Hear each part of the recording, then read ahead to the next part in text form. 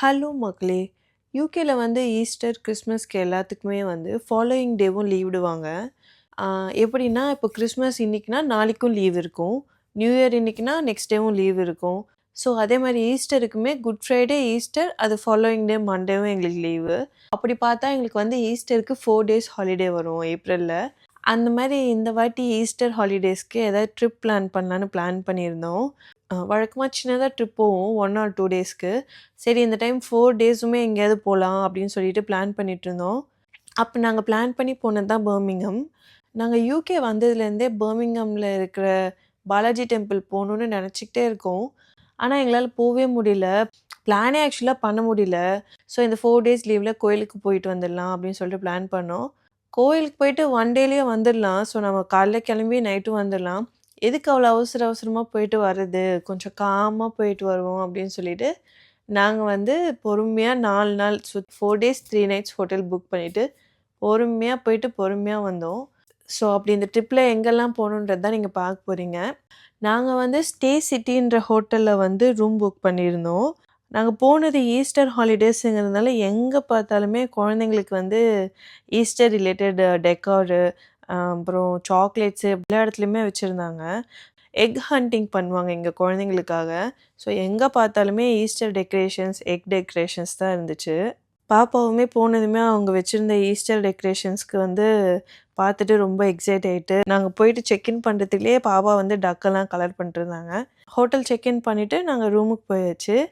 ஆக்சுவலா நாங்க வந்து எப்போ புக் பண்ணாலுமே குழந்தை பொறந்த அப்புறம் கிச்சன் இருக்க மாரி தான் புக் பண்ணுவோம். எங்க ஒன் டே ட்ரிப் போனாலுமே நாங்க வந்து கிச்சன் இருக்க மாரி தான் ப்ரிஃபர் பண்ணுவோம். குழந்தைக்கு வந்து நம்ம அவுட் சைட் ஃபுட் ரொம்ப குடுக்க முடியாது அப்படின்னு.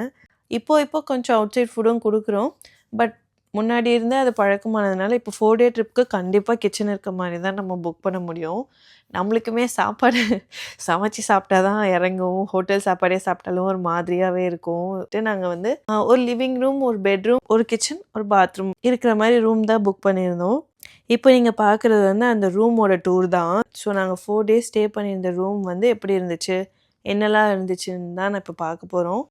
எனக்கு வந்து பேசிக்கா ரூம் புடிச்சிருந்தது. பட் ரொம்ப சின்னதா இருந்த மாரி இருந்தது. இதுக்கு முன்னாடியுமே நாங்க கிச்சன் இருக்க சிங்கிள் பெட்ரூம் ரூம்ஸ் வந்து எடுத்திருக்கோம். ஆனா இவ்ளோ சின்னதா இருந்ததில்ல. பேசிக்கான எல்லாமே இருந்தது. இப்போ நானுமே என்னென்னலாம் வச்சிருக்காங்கன்னு தான் பார்த்துட்ருக்கேன். கிச்சனுக்கு ரூம் எடுக்கிறதுனால எப்பவுமே அவங்க கொஞ்சம் வெசல்ஸ் வச்சிருப்பாங்க.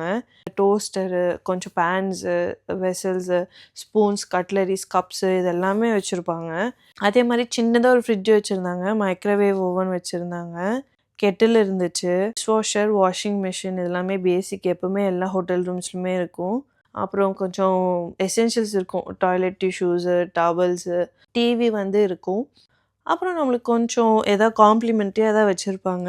ஃபோட்டோஸ்ல பார்க்கும்போது ஒரு ரூம், ஒரு கிச்சன், பாத்ரூம் ஒண்ணு, ஒரு லிவிங் ரூம் அப்படின்னு தான் பார்த்தோம்.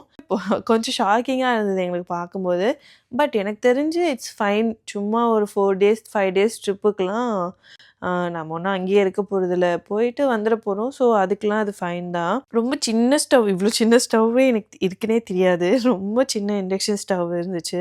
ஸோ காம்பேக்ட்டான கிச்சனுங்கிறதுனால எல்லாமே சின்ன சின்ன அப்ளையன்ஸஸ் தான் இருந்துச்சு. ஸோ இந்த ரூம்ல வந்து அவங்க குடுத்திருந்த இமேஜஸ் வச்சு நாங்க வந்து பால்கனி மாரி இருக்கும் அப்படின்னு நெனச்சோம். பட் அது விண்டோ தான் அவங்க அப்படி கவர் பண்ணி வச்சிருந்தாங்க.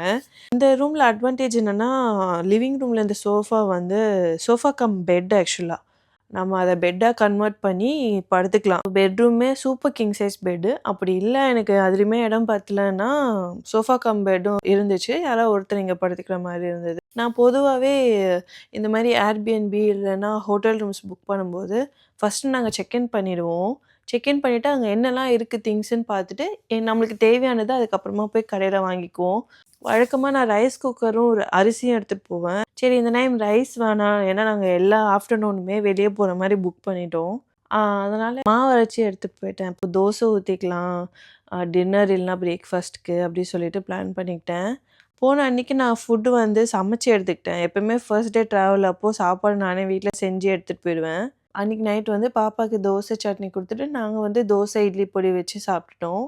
மிக்ஸிலாம் எடுத்துட்டு போக முடியாது அப்படின்றதுனால, பாப்பாக்கு மட்டும் ரொம்ப கொஞ்சமா சட்னி அரைச்சு எடுத்துக்கிட்டேன். அந்த டயர்டுக்கு எல்லாம் படுத்து தூங்கியாச்சு. ஆக்சுவலா ஃப்ரைடே மார்னிங் வீட்ல இருந்து கிளம்பி, ஒரு ஈவினிங்கா பர்மிங்ஹாம் ரீச் ஆயிட்டோம். இன் பிட்வீன் ஃபுட்டுக்கு ஒரு 1 ஹவர் ஹால்ட் பண்ணிட்டு, போகிற வழியில் இன்னொரு ஸ்பாட்டுமே சுற்றி பார்த்துட்டு போனோம். ஸோ நெக்ஸ்ட் டே கோயிலுக்கு போகிற மாதிரி பிளான் வச்சுருந்தோம் சாட்டர்டே. சரி பெருமாள் கோயிலுக்கு சாட்டர்டே போனால் நல்லா இருக்கும்னு.